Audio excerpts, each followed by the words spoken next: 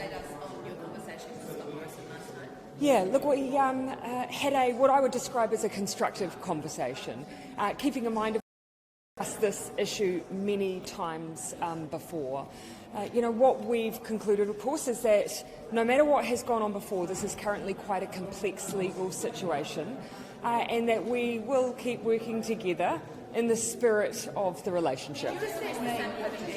I'll let you follow up with a question there, Gina. Express the same kind of anger as you showed yesterday here to him on the phone. As I've said, this is not a new issue for us.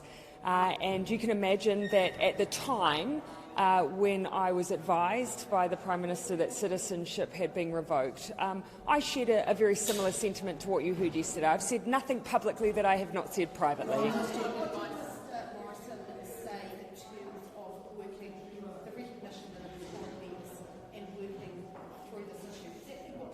And look, and I am going to keep it fairly high level at this stage. But I think that just that recognition of the legal complexities, but also that there are conversations to be had given the relationship that we have as well. But I don't want to go too far on that.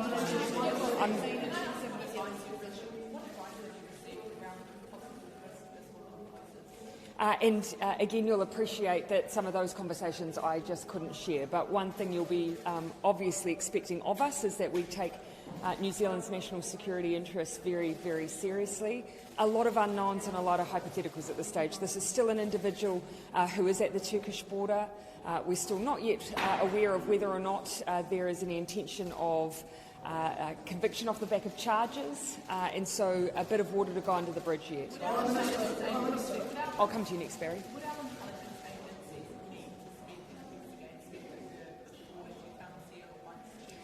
Again, what reassurance I can give is that we will be making every effort in that scenario, if it were to occur, to ensure that we knew as much as possible to prepare and protect New Zealanders. But again, a lot of water to go under the bridge before we get to any point like that. One of the complexities, the question mark over whether her children. As you can imagine, as I've said, we've got a situation here where we've had dual citizenship. We've then at a point had that citizenship cancelled. There are 2 young children involved. You're spot on that that's some of the complexity that exists. And the other thing is there also a question mark over, because it was reported a few years ago, a lot of young women from New Zealand went to Australia and then went to Syria. So no, I don't. Have we not seen the last of this? No, I don't see that as a complicating factor. That, in fact, though, was one of the reasons, in my view, why we needed to address this as close partners and friends, because rather than just taking an arbitrary view on all of those cases, we should have looked at them individually and say who is responsible for whom. And that's all we've ever asked of Australia.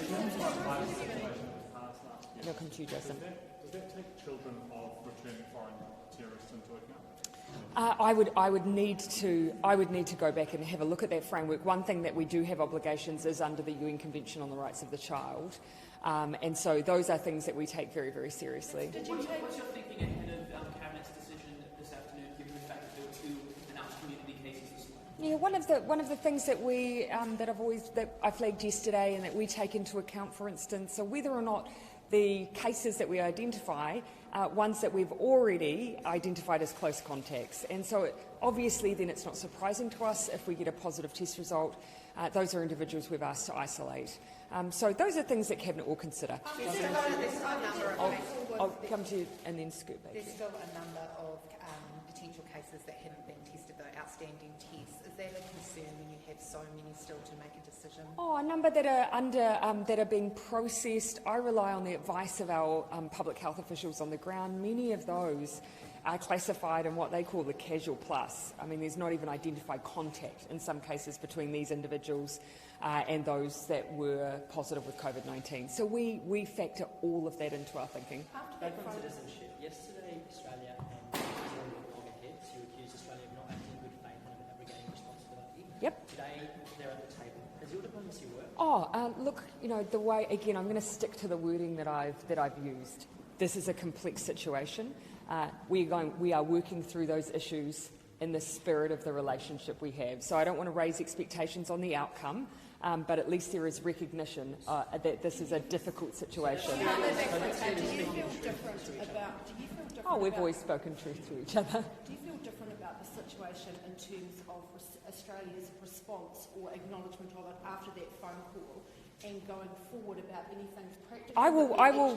I will feel differently when we have a final outcome. We don't as yet, and so I'm not going to make any judgment until we see a resolution on this case. Better get in the house.